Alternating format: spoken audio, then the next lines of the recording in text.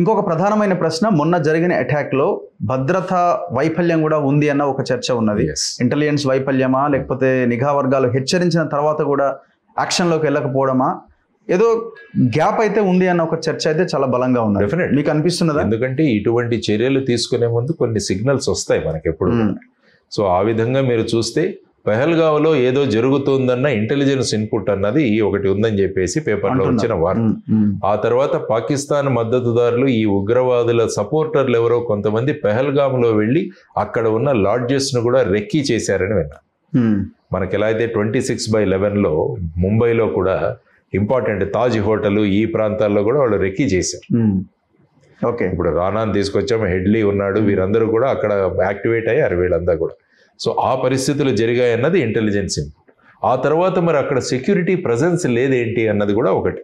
అంటే ఇంతమంది పెద్ద పెట్టున మీకు అక్కడ పర్యాటకులు వెళుతున్నప్పుడు కనీసం ఆ ప్రాంతంలో కవర్ ఇవ్వడము, లేకుంటే ఆ ప్రాంతంలో సెక్యూరిటీ ఫోర్సెస్ ఉండడము అన్నది జరుగుతుంది.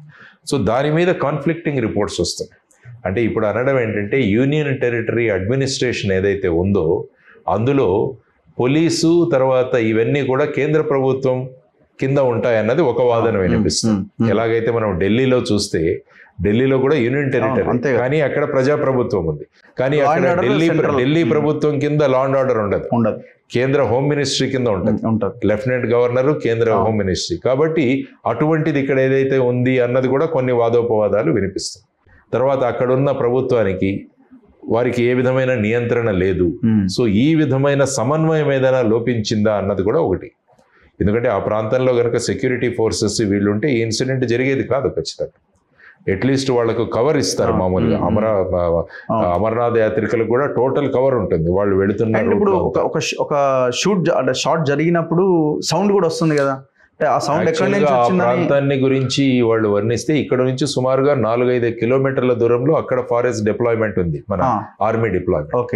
కానీ ఈ ప్రాంతానికి రావాలంటే ఎటువంటి వాహనాలు ఇటువంటివి వెళ్ళలేవు. అక్కడ కాలినడకన వెళ్ళాలి, ట్రెక్కింగ్ చేయాలి, ఆర్ పోనీ అంటే హార్స్ బ్యాక్ మీద వెళ్ళగలగాలి.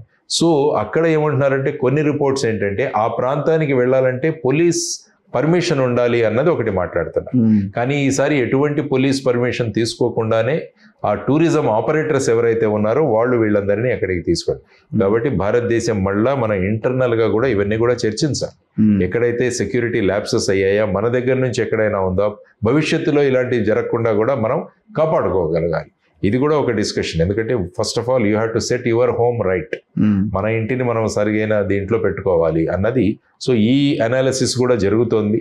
తర్వాత అంతర్జాతీయ మిగతా దేశాలకు కూడా వాళ్ళ టెక్నికల్ ఇన్పుట్స్ ద్వారా పాకిస్తాన్ ప్రతిసారి కూడా మా ఇన్వాల్వ్మెంట్ లేదు అంటూ, ఈవెన్ 26/11 కూడా అదే అన్నారు వాళ్ళు.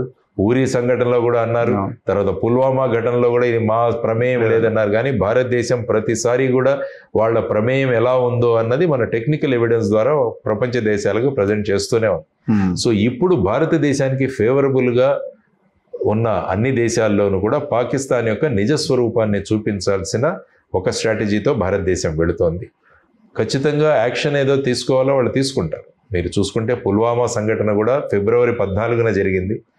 సర్జికల్ స్ట్రైక్ 26 ఫిబ్రవరి జరిగింది. 12 రోజుల తరువాత ఆ స్ట్రైక్స్ జరిగాయి. కాబట్టి భారతదేశం అనుభవమైన నాయకత్వం, భారతదేశాన్ని ముందుకు తీసుకువెళ్లాల్సిన తత్వం, ఆ తర్వాత ఈ సంఘటన ఏదైతే ఉందో దాని మీద ప్రభుత్వం ఖచ్చితంగా చర్యలు తీసుకుంటుందన్నది నేను అనుకుంటాను.